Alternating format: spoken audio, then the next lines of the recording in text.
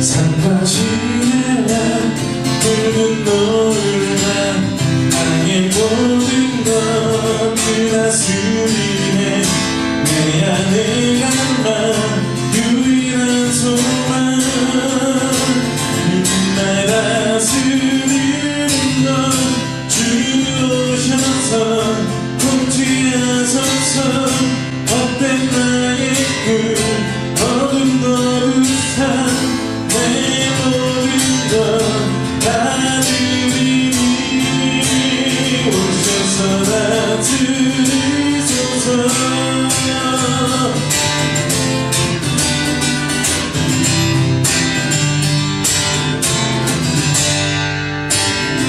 생각을 얻어 모든 날보다 나의 생활 주 오셔서 통치하소서 헛된 나의 꿈 어둠 거룩한 다시 한번 나의 주님 오셔서 다스리소서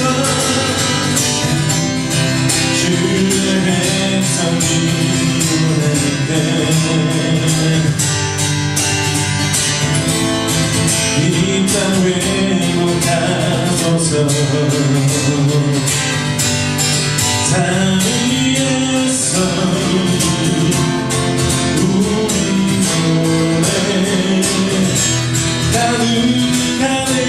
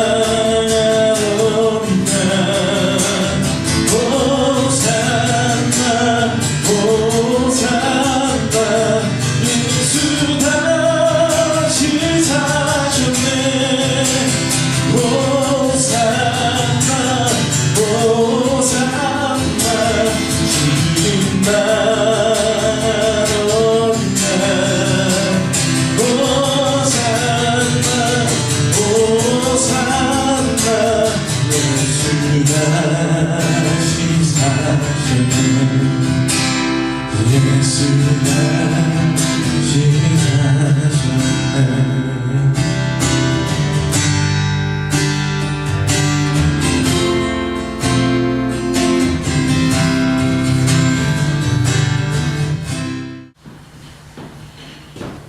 하나님께서 우리에게 주신 말씀 로마서 3장 19절에서 24절 말씀입니다.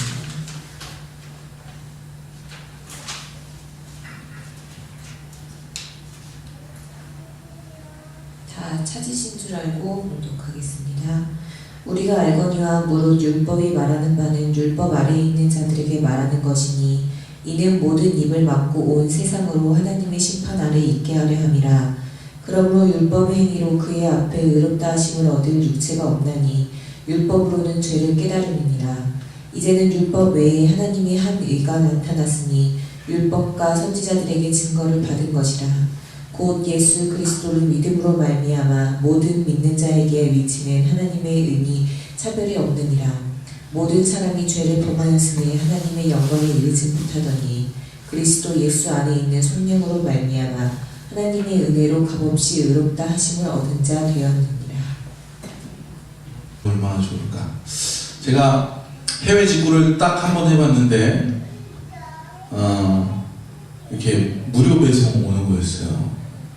선박으로 오는 거겠죠.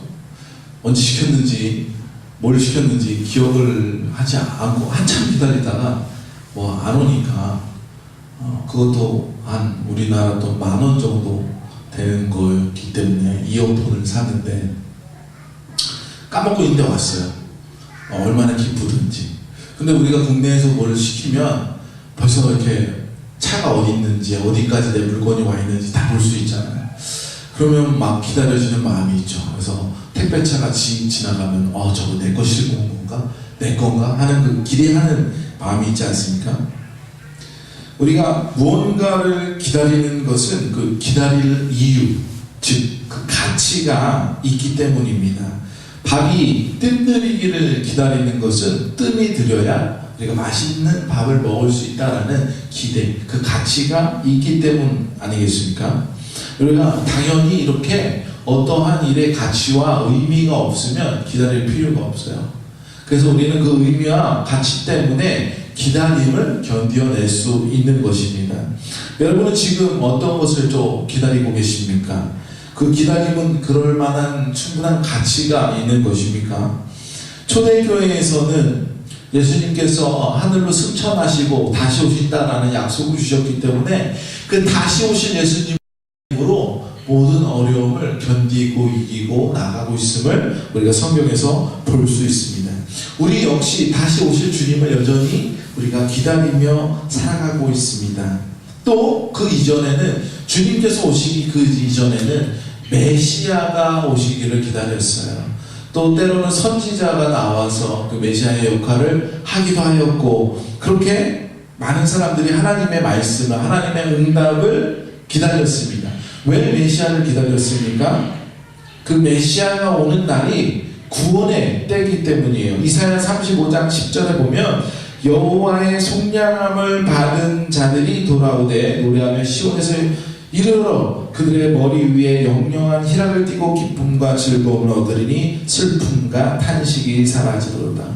구원의 날에는 슬픔과 탄식이 사라지고 그거 대신 기쁨과 즐거움이 오기 때문입니다. 우리가 반대로 생각해보면 그런 구원의 날이 오기만을 기다릴 것이 아니라 우리가 그 구원의 날을 향하여서 달려가면 되는 건 아니겠는가? 그러면 우리가 우리 발로 천국을 찾아가면 되는 거 아닌가? 라고 생각할 수 있어요. 그러나 성경은 분명하게 말씀하시기를 율법을 들어서 우리의 삶을 비춰보면 비춰볼수록 우리의 삶에 죄된 것들이 나타난다라고 말씀하고 있어요. 오늘 읽은 본문 23절에도 보면 분명하게 이렇게 말씀하고 있어요. 모든 사람이 죄를 범하였음에 하나님의 영광에 이르지 못하더니 라고 말씀하고 있습니다.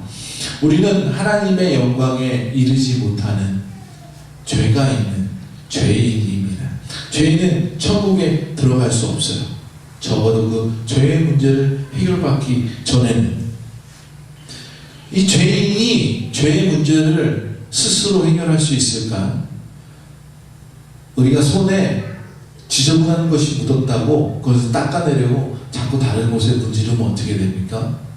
다른 곳, 깨끗한 곳마저 계속해서 더러워지는 것을 볼 수 있어요. 그래서 우리는 기다려야 돼요. 무엇을 기다립니까?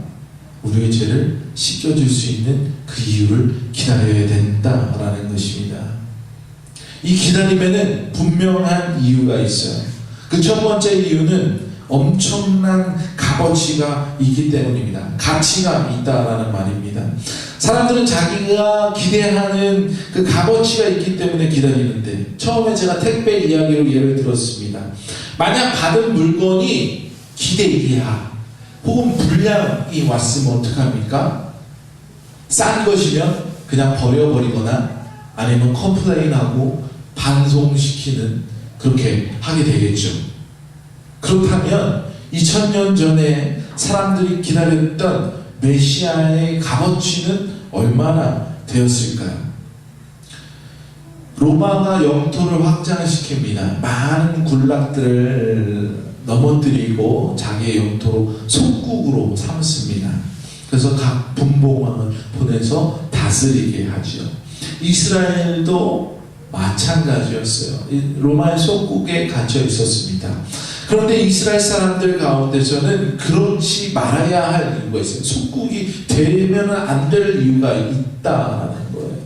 이전에 다윗 왕조, 그러고 솔로몬, 그 이후에 나라가 분열되고 또 나라가 점점 망해지면서 바벨론을 통하여서 또 다른 블레셋을 통하여서 많은 그 멸망의 역사들이 있잖아요. 그때마다 하나님께서 구원해 주셨고 회복시켜 준 그 역사가 있습니다. 오늘날 이스라엘이 잘 살고 있는데 로마라는 제국이 이스라엘을 삼켜버렸어요. 그럼 이스라엘은 무엇을 기다리겠습니까? 다시 어떤 선지자를 통하여서나 하나님의 말씀을 통하여서 메시아를 통하여서 우리를 다시 구원해 주실, 회복시켜 주실 메시아를, 하나님의 뜻을 기다리고 있었던 것입니다. 그만큼 내가 하나님의 백성으로, 하나님의 나라로 살아가야 된다라는 강한 의지로 기다렸을 것입니다. 이 자유라는 것은 그럴 만한 충분한 값어치가 있는 것입니다. 지금도 이 자유 때문에 싸우고 있는 세계 곳곳의 나라의 전쟁의 소식들이 전해져요. 많은 난민들이 피난해 나오지 않고 있습니까? 북녘 땅에서도 자유를 향하여서 목숨을 던지고 넘어오는 사람들이 지금도 있지 않습니까? 이 자유라는 가치를 위해 싸우는 사람들이 이렇게 지금도 존재합니다. 우리나라도 우리의 역사를 통하여서 보면 그 자유를 위하여 싸웠던 역사들이 얼마나 많이 있습니까? 우리가 그것을 잘 알고 있는 줄 압니다.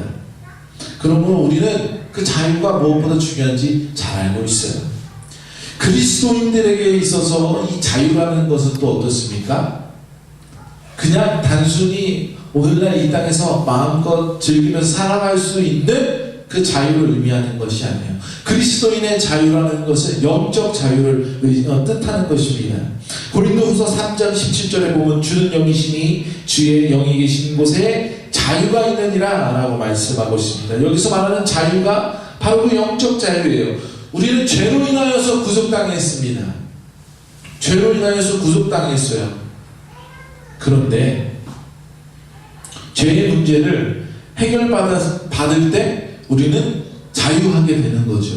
그런데 이 인류는 창세 이후에 아담과 하와가 범죄한 이후로부터 계속 그 죄의 문제에 시달리고 있어요. 누구도 그것을 해결할 수 없어요. 때로는 하나님께서 심판하시려고 불뱀도 보내고 적군도 보내고 멸망시키려고 하였습니다. 때로는 크게 이 땅에 홍수로 물로 쓸어서 많은 범죄한 사람들을 한 가정만 살리고 없앨 적도 있습니다.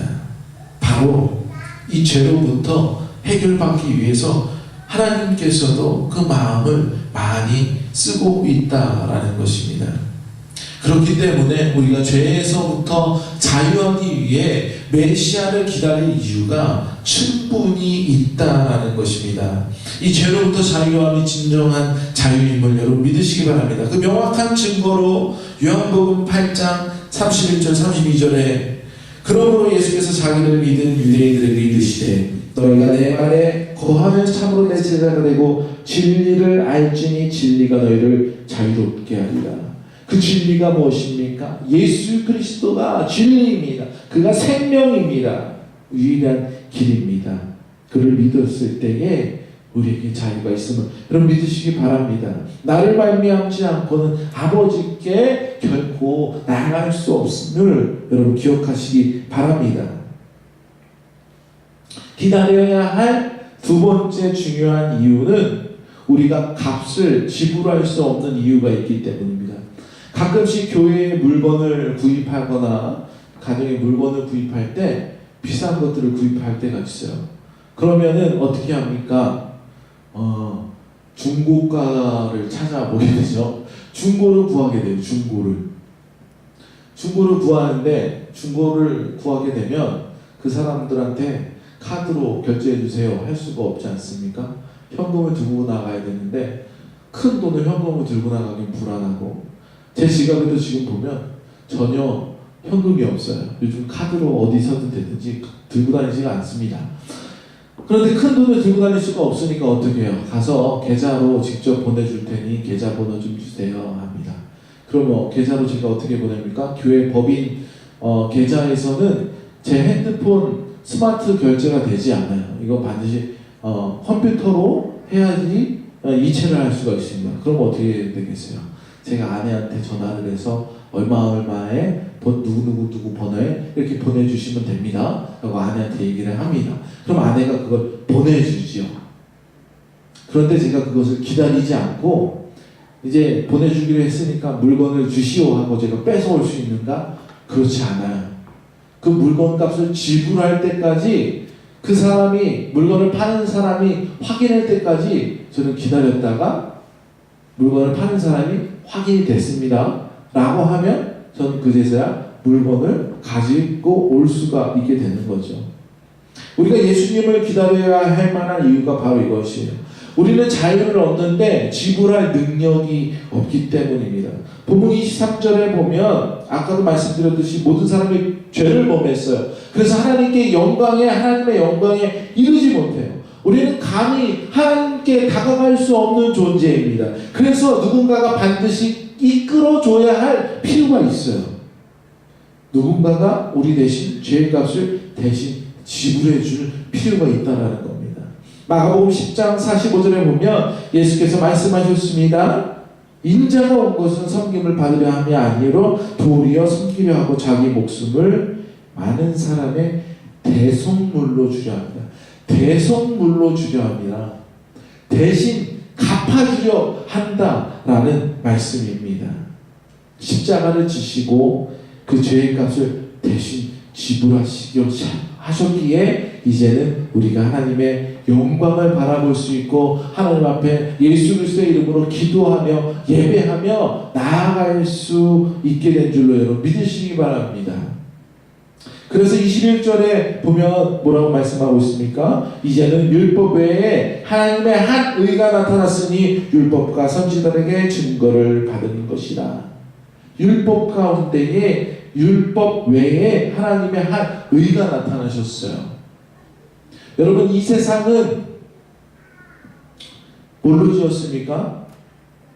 말씀으로, 하나님의 말씀으로. 하나님의 말씀이 곧 율법이라고 보면 그 율법의 완성은 무엇입니까? 예수 그리스도예요.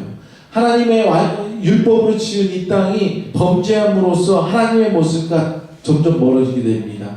하나님께서 사람의 모습을 하나님의 형상으로 지었는데 사람이 죄를 지음으로 인하여서 하나님의 모습과 점차 멀어지게 되었어요.